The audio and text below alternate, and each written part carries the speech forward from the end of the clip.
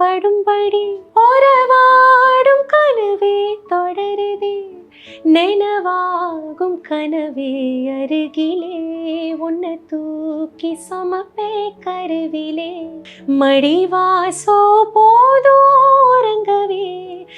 And we were the ones who did all the layers. Again, that particular recording I still remember 6 மணி நேரம் இருந்தது. ஏன்னா அவ்வளோ layers இருந்தது.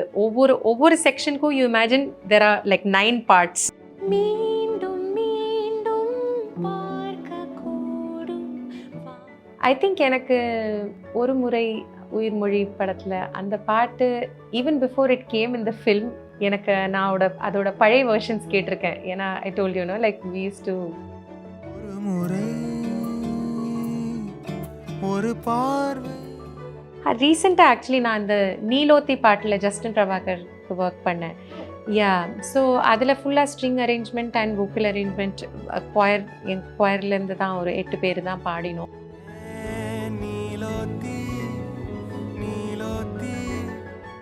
Cent மல்லியா மனசுல மணக்கிற நீ அடிக்கரும்பா உசிரில இனிக்கிற நீ.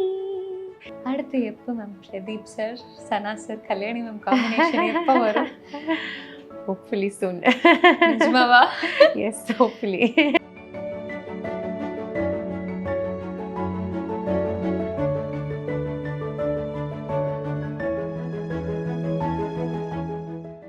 ஆச்சி மசாலா எந்த சமையலும் ருசி தேடும் ரகசியம் 20 ரூபாய். இப்போ நம்ம அரேஞ்ச்மெண்ட்ஸ்னு சொல்றீங்களா மேம், அது என்னங்கிறது நிறைய பேருக்கு தெரியாது.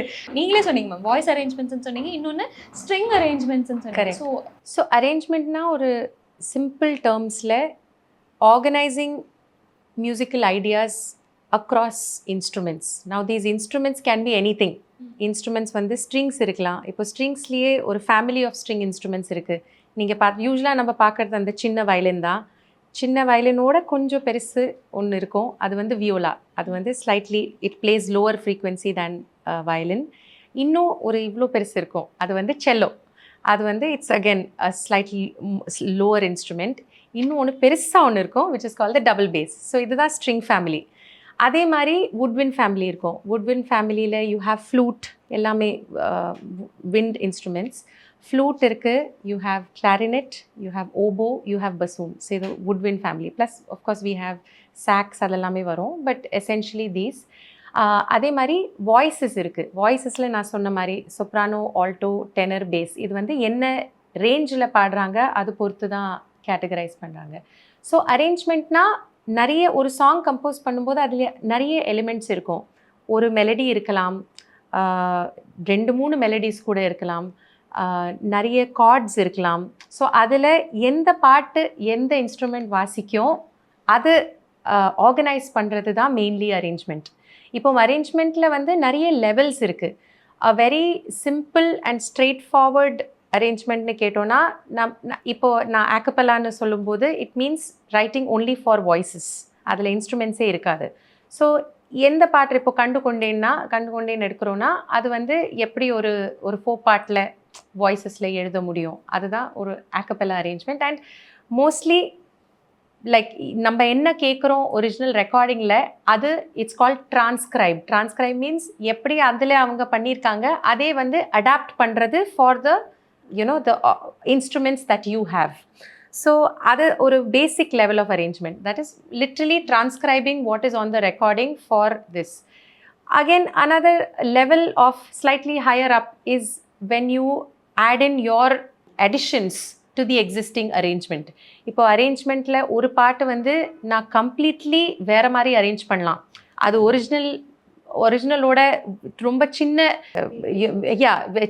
இதுதான் இருக்கும், பாக்கி எல்லாமே variations can be different. So it's a slightly ஒரு coloured element, like you are adding your colour to that arrangement. Another third level is where you completely change the arrangement. Some songs, இப்போ நிறைய songs நம்ம கேட்டோம். In fact எனக்கு எப்போவுமே ஞாபகம் வருது Jacob காலியரோட நிறைய songs, like he covers a lot of songs like Moon River and all he did. It actually has no connection with the original song.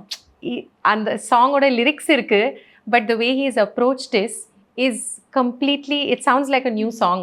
All together. So அவ்வளோ ஸ்கோப் இருக்குது அரேஞ்ச்மெண்ட்டில். ஒரு பாட்டு டைரெக்டாக கேட்டு அரேஞ்ச் பண்ணுறதும், அதோட டிஃப்ரெண்ட் ஐடியாஸ், நம்மளோட ideas அதில் இது பண்ணி different levels of arrangement. So that is arrangement. And then of course so a composer comes in where the original melody also is from the composer, the harmony, the chord progressions, everything is from the composer, and then you arrange it for the instruments that you have. So அதுதான். இப்போ ஒரு music வெளில வரதுக்கு முன்னாடி இவ்வளோ விஷயங்கள் இருக்குல்ல ma'am. இப்போ நீங்க Pradeep sir, Sana sir or Sean Roldan sir இவங்களை பத்தி பேசும்போது அந்த மியூசிக் வெளியே வரதுக்கு முன்னாடி அந்த ஸ்டுடியோக்குள்ள நீங்க எப்படி இருப்பீங்க மேம் சொல்லுங்க. அந்த இந்த அரேஞ்ச்மெண்ட்ஸ், சனா சார் எப்படி ஜாலியா இருப்பாரு நமக்கு தெரியும். ஸோ அந்த ஒரு அட்மாஸ்பியர் எப்படி இருக்கு? நீங்க சொல்றீங்க நாங்க நிறைய பேசுவோம், நிறைய கான்வர்சேஷன்ஸ் இருக்கும். என்னதான் மேம் நீங்க பேசுவீங்க சொல்லுங்க. இல்லை, நிறைய மியூசிக் ஷேர் பண்ணோம். அதுதான் எனக்கு ஞாபகம் இருக்குது. நிறைய சேர்ந்து ப்ராக்டிஸ் இருக்கும். அதுவும் பிரதீப் அண்ட் ஷான் வந்து நிறையவே ப்ராக்டிஸ் பண்ணுவாங்க அந்த டைமில். நான் சொல்கிறது வந்து 2012, 2014 அந்த டைம். ஸோ சும்மா உட்காந்து கேட்போம், சும்மா மீட் பண்ணுவோம், ஏதான கேட்போம், இவங்க ப்ராக்டிஸ் பண்ணுவாங்க, நாங்கள் கேட்போம், அந்த மாதிரியே போயின்னு இருக்கோம். ஜென்ரலாக ஐ திங்க் ஒர்க்காக அப்படி உட்காந்தது இல்லை. அஃப்கோர்ஸ் ஏதான ப்ராஜெக்ட் இருக்குது அப்போது வில் டூ, பட் ஜென்ரலாக it's just hanging out and sharing music, அவ்வளோதான். அப்படி ஹேங் அவுட் பண்ணதுல ஒரு இதில் அது ஒரு பிளேபேக்காக வந்தது, ஒரு மியூசிக்காக வந்து ஏதாச்சும் ஒரு பாட்டு இருக்கா மேம்? ஏன்னா இப்போ சனா சார் பிரதீப் காம்பினேஷன்லேயே you worked with lot of சாங்ஸ்ல, அந்த மாதிரி. நான் அந்த மாதிரி I have not worked with them.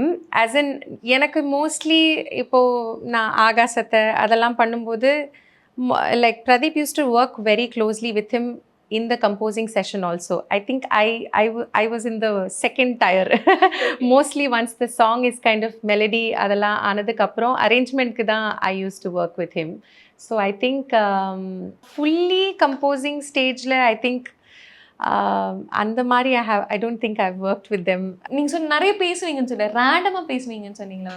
அப்போது ஒவ்வொருத்தவங்களோட லைக் உங்கள் 4 பேரோட மியூசிக்கோட விஷன் எப்படி இருந்துச்சு? எப்படி ஷேரிங் ஆஃப் திங்ஸ் இருக்குல்ல, அது எப்படி இருந்துச்சு? ஐடியாலஜிஸ் கம்ப்ளீட்டாக டிஃப்ரெண்ட்டாக இருக்கும் இல்லையா?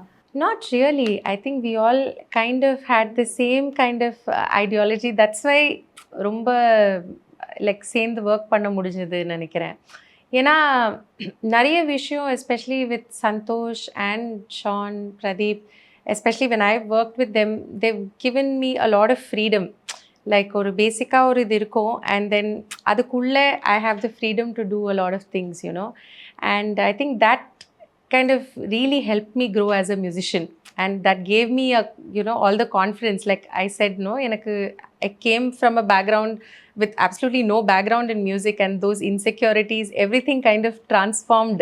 எனக்கு இன்னும் கொஞ்சம் கான்ஃபிடன்ஸ் கிடைச்சது that okay, I can do this kind of a thing.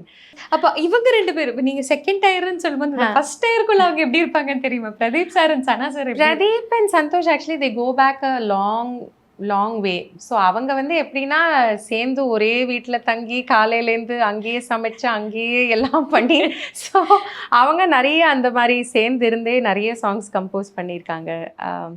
ஏன்னா பீட்சாக்கு முன்னாடி உயிர்மொழி அதுதான் ஃபர்ஸ்ட் படம், அதுலலாம் நிறைய ஒர்க் பண்ணாங்க. அதுக்கு முன்னாடி நிறைய ஆல்பம்ஸ் இவங்க சேர்ந்து நிறைய சாங்ஸ் கம்போஸ் பண்ணியிருக்காங்க. ஸோ என்ன ஒரு வேர்ல்ட் பீஸ்னு சொல்லி ஒரு ஆல்பம் சேர்ந்து இவங்க பண்ணாங்க. இன்ஃபேக்ட் அது கேட்டு தான் I got to know Pradeep. ஏன்னா நான் அந்த ஆல்பம் கேட்டேன், அண்ட் அதில் எனக்கு அப்போ சந்தோஷம் தெரியாது, பிரதீப்பும் தெரியாது. ஆனால் I use to be friends with Haricharan. So Haricharan had sung and he only shared that album with me. இது கேட்டுப்பாரு அப்படின்னு சொல்லி நான் கேட்டேன். I was mind blown. பயங்கரமாக இருக்கே அப்படின்னு நான் கேட்டேன், யார் இது எனக்கு இன்ட்ரடியூஸ் பண்ணேன், I just want to congratulate them, ரொம்ப நல்லா இருக்கு அப்படின்னு சொல்லி தான் நான் பிரதீப் கிட்ட பேசினேன். ஸோ அவங்களுக்கு அந்த மாதிரி நிறைய நீங்கள் சொல்கிற மாதிரி லைக் சேர்ந்து இருந்தே டெய்லி என்ச்சு எதான பாட்டு பண்ணுவாங்க அந்த மாதிரி. So I think I have not shared that. I am more of I think kind of solo person. நான் இன்னும் கம்போஸ் எல்லாம் பண்ணும்போது நான் தனியாக பண்ணுவேன். ஓகே, பட் இப்போ நம்ம குக்கூல songs or maybe Gypsy or ஒவ்வொரு சாங் எடுத்துக்கலாம் மேம். ஆசை ஒரு புல்வெளி, ஆகாசத்தை, பறந்து போகின்றேன், சேர்ந்து ஒவ்வொரு பாட்டும் இருக்குல்ல, அதுக்கு பின்னாடியும் அவ்வளோ எஃபர்ட்ஸ் ஆர் இந்த அரேஞ்ச்மெண்ட்ஸ். அந்த குட்டி குட்டி மெமரிஸ்லாம். ஐ திங்க் எனக்கு ரொம்ப ரொம்ப க்ளோஸ் டு மை ஹார்ட் அரேஞ்ச்மெண்ட்ஸ்னு சொன்னால் டெஃபினெட்லி ஆகாசத்தை, செண்டுமல்லி ஆல்சோ. ஏன்னா ஆகாசத்தில் string arrangements and vocal arrangements, இப்போ நீங்கள் கேட்டிங்கல்ல என்ன ஸ்ட்ரிங் அரேஞ்ச்மெண்ட்னா சொல்கிற மாதிரி music ideas for the string family, vocal அரேஞ்ச்மெண்ட்ஸ்னால் வாய்ஸஸ்க்கு மட்டும். அதில் ரெண்டுமே actually it's quite a heavy arrangement. அந்த மாதிரி வேறு அதில் அதர் எலிமெண்ட்ஸ் இல்லை சாங்கில். So I think that is one song I really enjoyed. And surprisingly அப்போது பண்ண டைமில் ஐ think that song was not that popular. இப்போது லாஸ்ட் ஒரு 3-4 இயர்ஸாக தான் அது ரொம்பவே பாப்புலராக a lot of people have been sharing that song, and I feel happy that okay, அப்போ பண்ணது it's paying off now. Similarly, செண்டுமல்லி ஷான் எனக்கு அனுப்பும்போது the first brief that he told me is that நான் இது ஆக்கப்பெல்லாவாக எனக்கு பண்ணணும், ஸோ நீ ஆக்கப்பெல்லாவே யோசிச்சு அரேஞ்ச் பண்ணு, எதுவுமே வேண்டாம், இன்ஸ்ட்ருமெண்ட்ஸே வேண்டாம். ஸோ நான் செம்ம ஹெவியாக வோக்கல் அரேஞ்ச்மெண்ட் தான் எழுதினேன். ஸோ ஆல்மோஸ்ட் கிட்டத்தட்ட ஒரு 8 or 9 பார்ட்ஸ் இருந்தது.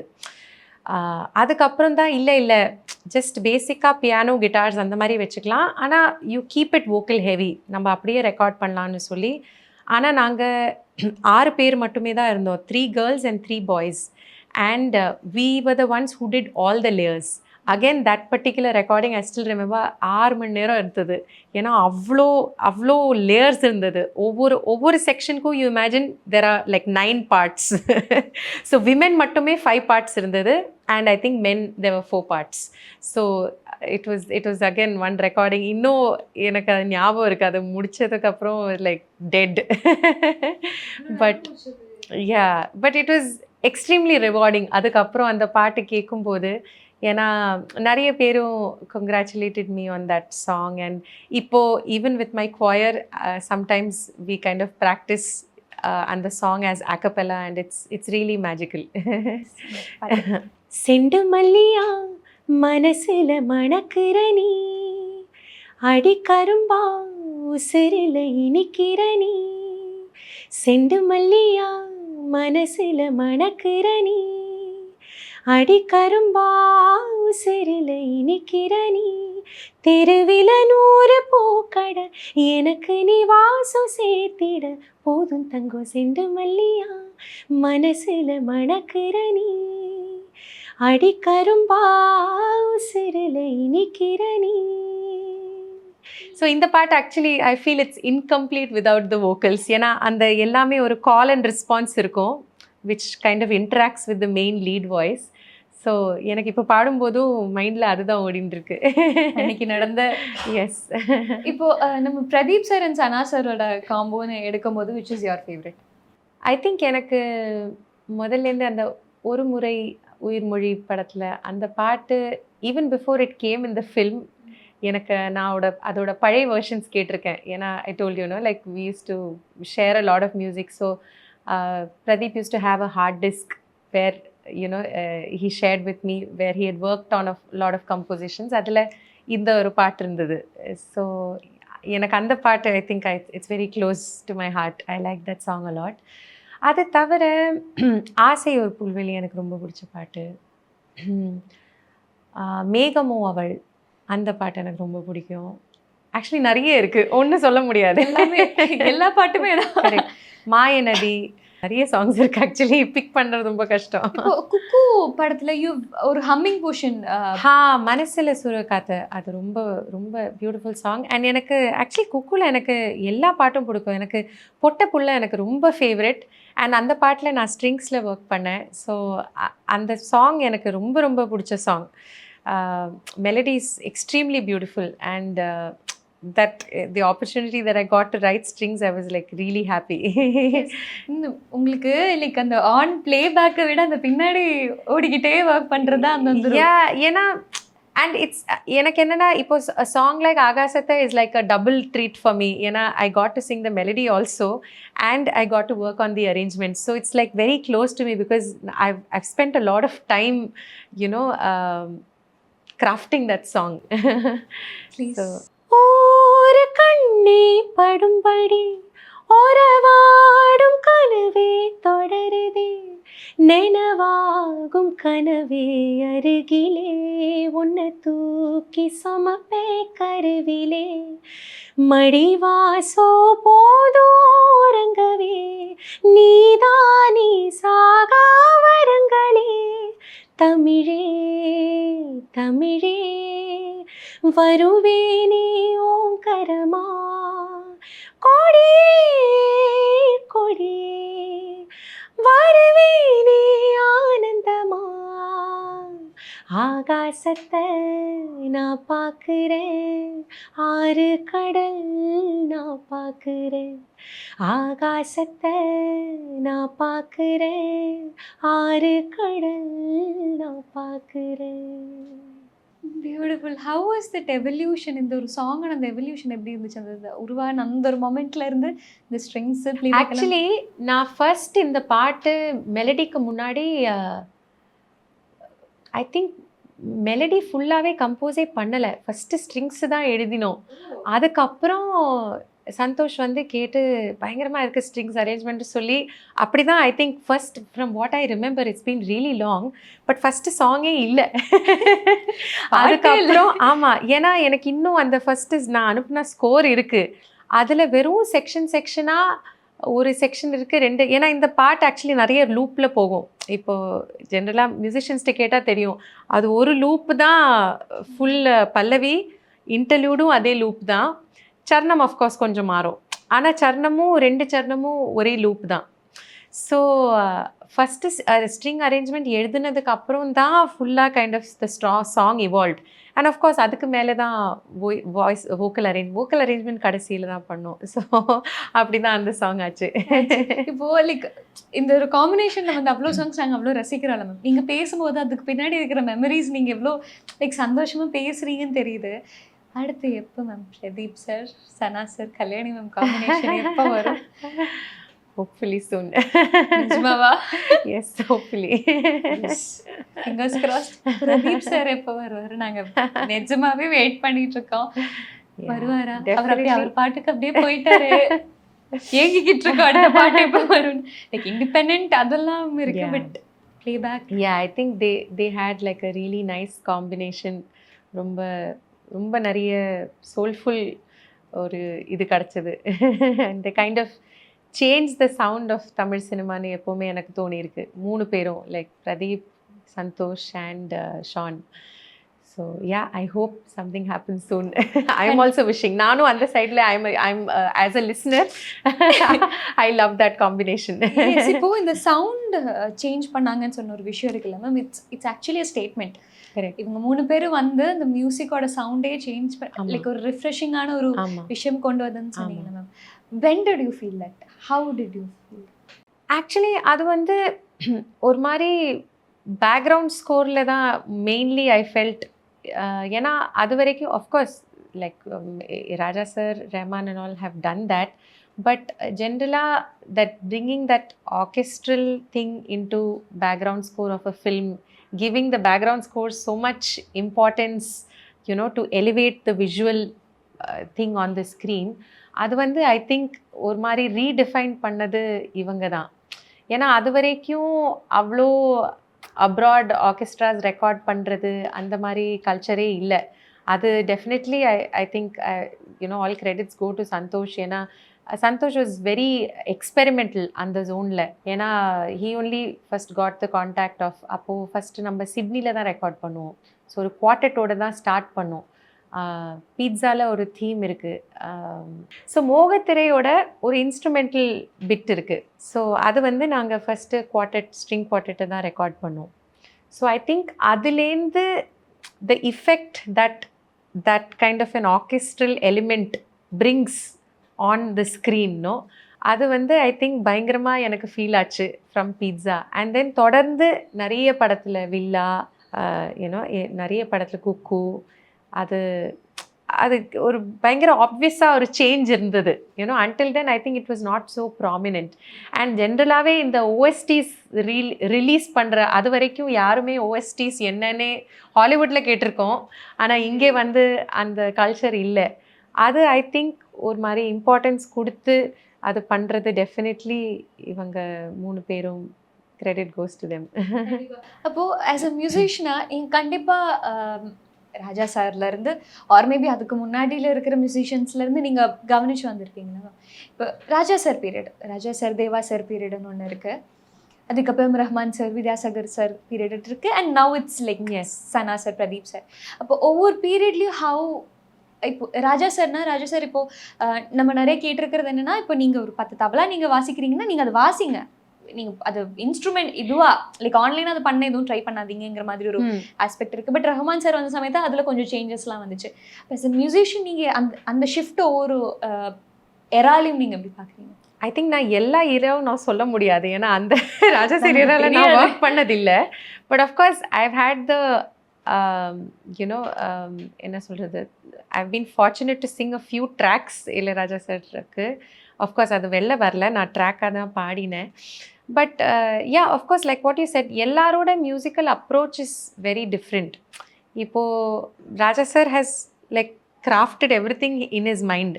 ஸோ அவருக்கு வந்து எப்படி அவர் இமேஜின் பண்ணுற சாங் அது வந்து டெலிவர் பண்ணும் அதே மாதிரி. Rahman sir is slightly more open to ideas.